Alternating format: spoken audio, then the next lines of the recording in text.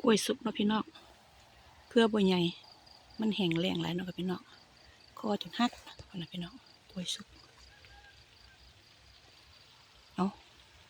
เอาหังมิมพี่น้องมิมกำลังเห็นหังใหม่กับพี่น้องนั่นนี่ได้พี่น้องอย่าตอดข่อยเด้อนี่กับพี่น้องเอาทั้งไตก็มีพี่น้องนี่ดีครับพี่น้องกำลังเห็ดใหม่พี่น้องอยู่ในต้นหมากลำไยกับพี่น้องอยู่ในสวนทุเรียนลงมาให้น้ำทุเรียนเนาะกับพี่น้อง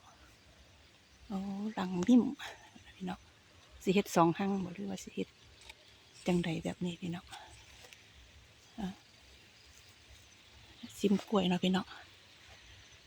กล้วยสุกคาเครือพี่น้องอ้วนเลยพี่น้องตึงหวานนี่ค่ะพี่น้องกล้วยสุกคาเครือนะแซ่บเรือนนี้ก็จงไว้ให้นกละมั้งพี่น้อง